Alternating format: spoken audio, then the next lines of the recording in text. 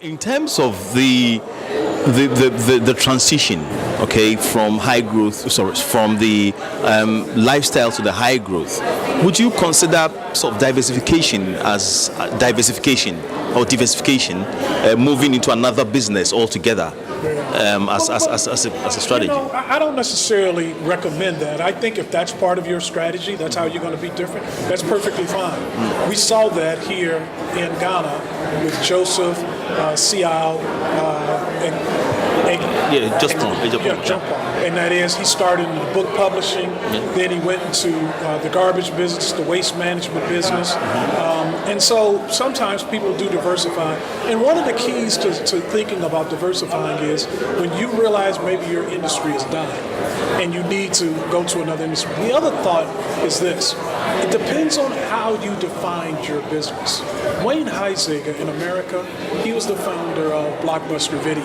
Wayne Huizenga also owned professional sports teams, the Florida Marlins Major League Baseball team, the Miami Dolphins National Football League team. He also owned Budget Rent-A-Car. He also owned extended stay hotels.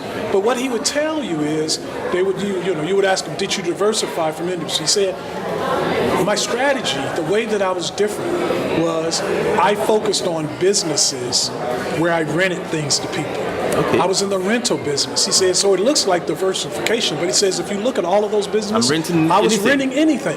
So it looks like diversification, but it actually is under one umbrella. Then the second thing he said is, I want businesses that have recurring revenues, where I sell to the customer one time. That was his two main criteria. That was his strategy. Okay. Rental and recurring revenue. So while it looks like diversification, the reality it really wasn't. No, it really wasn't in this case. But diversification sometimes does happen. But typically, what you'll find when people diversify, there's some common skill sets that they're applying from one industry to the next industry. It's really, really hard to say, I am getting out of this industry or I'm moving to another industry where you have no experience or no skill set. You typically will say, I'm going into this industry, the skill set that I have translates to this industry right here. Beautiful. We saw the video of the guys. Naturally Seven. Yes, and sort of looking at, imagining that they have the instruments right before them, and they play the beautiful Michael Jackson song. What is in there for the typical entrepreneur and for the business? Well, the reality is, you saw at the end of the video, it said very explicitly, the words that followed said, we always wanted to be different. We wanted to be different to find our place in the sun. The reality is, musicians are entrepreneurs. They have their own business. They're in business, and they are, in many instances, the really successful ones. They're not lifestyle entrepreneurs. They're high-growth entrepreneurs, especially musicians that end up creating businesses on the side of business labels. So the entrepreneurial aspect of it all is, remember what I gave you as the definition of entrepreneurship: pursuing an opportunity with risk and capital and employing people. That's what Naturally Seven does.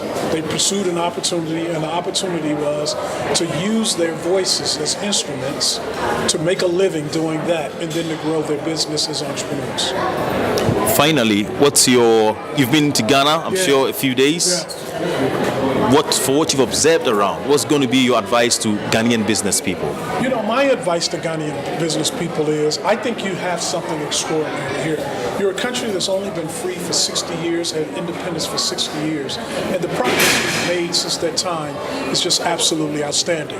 When I think about, and I've queried people and asked them, what do things look like that are different today than what 10 years ago? When they tell me things like the roads, infrastructure being there, it really upsets me, because it shows, again, the British just raping a continent by having control over it, but doing nothing for the development of it. But the leadership of Ghana has been outstanding from my perspective over this last 6 decades. And what I envision is going to happen, and I keep saying it to my girlfriend who's with me, I keep saying to her as we were driving around, what do you think this is going to look like in 5 years? What do you think this is going to look like in 10 years? My position is, what's going to happen is infrastructure will continue to be developed. I believe that you're going to see less lifestyle entrepreneurship here.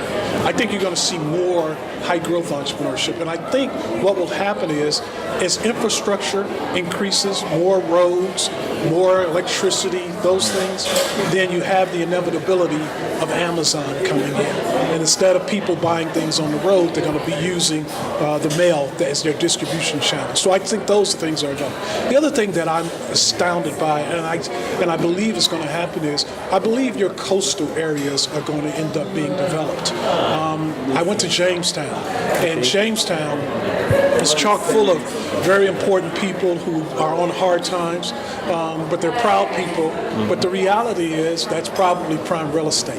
And I would hypothesize and speculate that in the next 10 years that's going to be probably developed in something else, because the economy is just chock full of these beautiful, beautiful coastal areas. And I think that's what's going to happen. But if it happens, I hope the people are taken care of and treated humanely if they're displaced, when they are going to be displaced. Thank you very much, Professor. We enjoy you, and we're going to keep hearing more tomorrow. Thank you very much, buddy. Thank you. Yes, sir.